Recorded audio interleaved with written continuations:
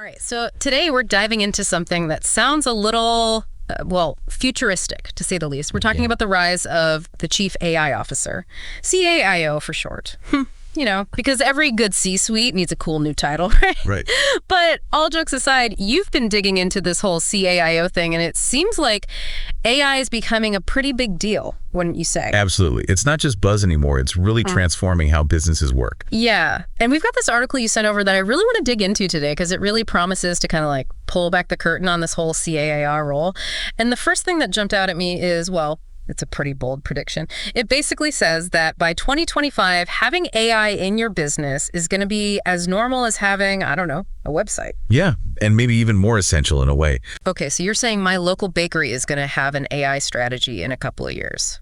Think even further beyond that. We're talking about AI being woven into like pretty much every industry out there. Every industry. Okay, now you've got my attention. Give me an example. Imagine like AI-powered medical diagnoses in rural communities, places that don't have easy access to specialists, or AI-driven agricultural systems that help farmers conserve water. This isn't like some distant future. This is stuff that's being developed and implemented right now. Okay, so we're not just talking about making websites look cooler here. We're talking about actual, real world impact. Exactly. So with all this AI potential, that's where this whole CAIO thing comes in, right?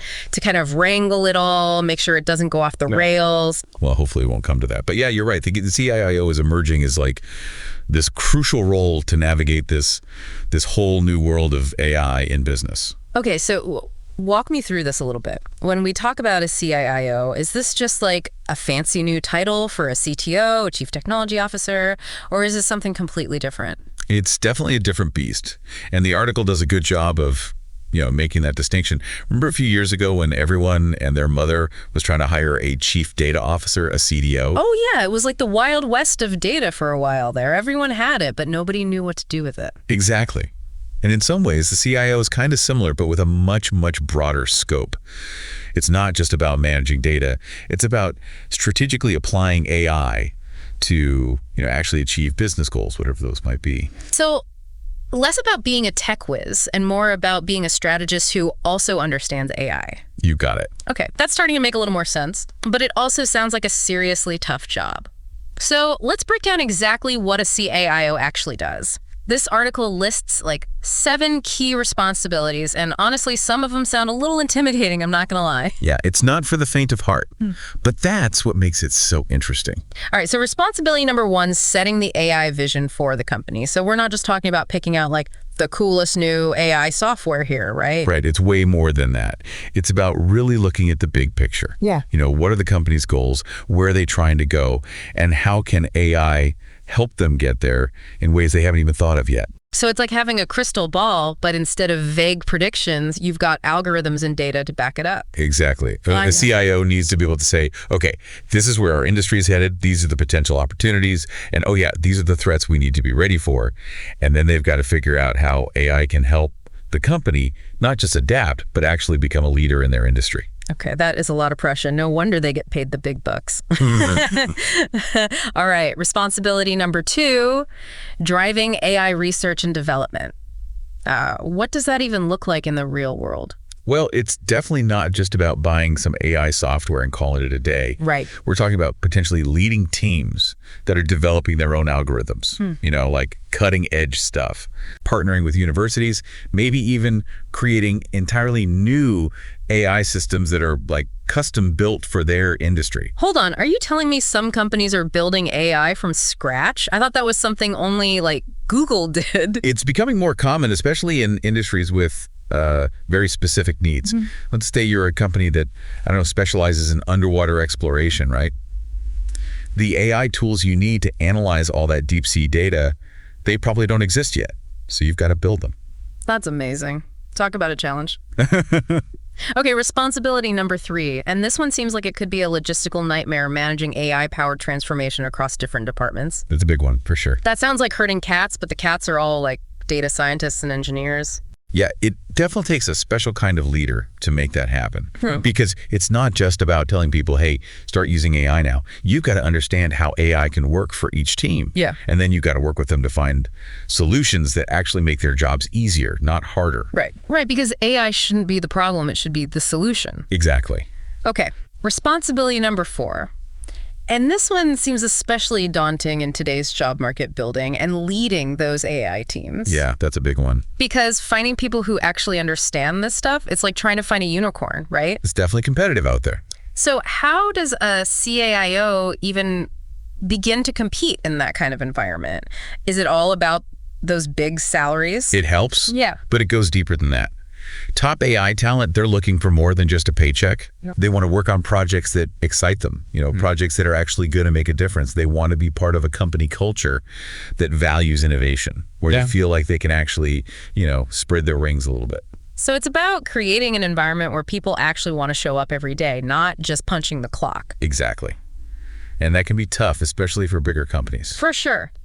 All right, responsibility number 5, ensuring ethical AI deployment. This feels like a big one, especially with all the, the potential downsides of AI that people are talking about these days. Absolutely. And it's a responsibility that shouldn't be taken lightly. So how does a CII actually make sure that AI is being used ethically? Well, it starts with setting clear ethical guidelines right from the get-go.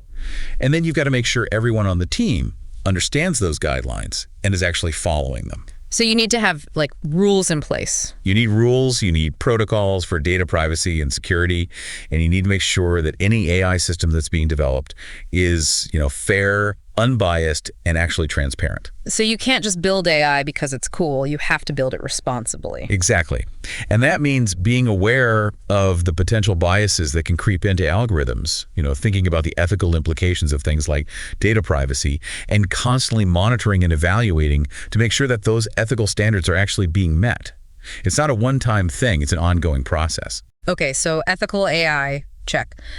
What about these last couple responsibilities we've got here, partnering with external stakeholders and then making AI part of the company culture? Those sound a little less about hard skills and a little more about, being a people person. Well, don't underestimate the importance of those soft skills, because they're just as important as the technical side of things, maybe even more so in some cases. Okay, so tell me more about that. How does all this external partnering play into the whole CAIO role? Well, think about it. AI is moving so fast that no single company can be expected to keep up with everything on their own. It's just not realistic. So partnering with, universities, startups, even competitors in some cases, it gives these companies access to the latest research, fresh perspectives, and a wider pool of talent. It's like that old saying, if you want to go fast, go alone. But if you want to go far, go together. I like that. And what about that last responsibility we touched on, making AI part of the company culture? What does that actually look like in practice? Because it sounds kind of, vague. It's about creating an environment where AI isn't seen as this scary, mysterious thing. It's about making sure that everyone from the top down understands at least the basics of AI, feels comfortable asking questions, and maybe even suggesting ideas. It's about fostering a culture of experimentation, of innovation. So it's about more than just having an AI strategy. It's about weaving it into the DNA of the company. Exactly. It's got to be part of how they operate every single day. Okay, so we've talked about the why behind this whole CAIO thing and the crazy long list of responsibilities, but now I'm kind of wondering, what kind of person can actually do all of this? What does a successful CAIO actually look like? Well, they haven't quite figured out how to bottle it yet, but they're working on it. Good to know. But seriously, it's a pretty unique combination of skills. I mean, obviously a deep understanding of AI and how it works is kind of a given, but it goes way beyond that. Because you could be the most brilliant AI programmer in the world, but if you can't explain how it works to a room full of executives, good luck getting them on board with your ideas, right? Exactly. So on top of the technical skills, you need someone who's a strategist, someone who can connect the dots between AI and, real world business outcomes, someone who can walk into a room and explain not just what AI is, but why it matters to the company's bottom line. Okay, so strategic thinking, check. What else? Because this is starting to sound like a job description for a superhero. Well, you're not wrong. You also need someone who's a really strong leader, someone who can build high-performing teams and inspire them to do their best work. Remember, we talked about how hard it is to find and keep great AI talent. A good CIO knows how to create an environment where people want to work, not just collect a paycheck. So it's about more than just offering the biggest salary or the coolest office perks. Way more. It's about creating a culture where people feel valued, where they feel challenged, and where they feel like they're actually making a difference. Makes sense. Okay, so we've got the tech skills, the business smarts, the leadership qualities.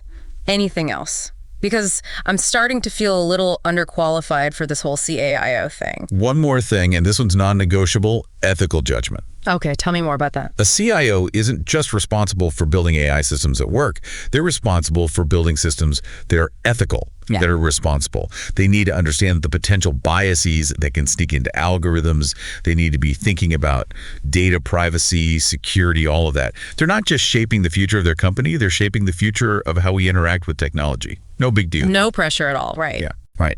But in all seriousness, it's a huge responsibility. And it's one that's only going to become more important as AI becomes more powerful and more integrated into our lives. Absolutely.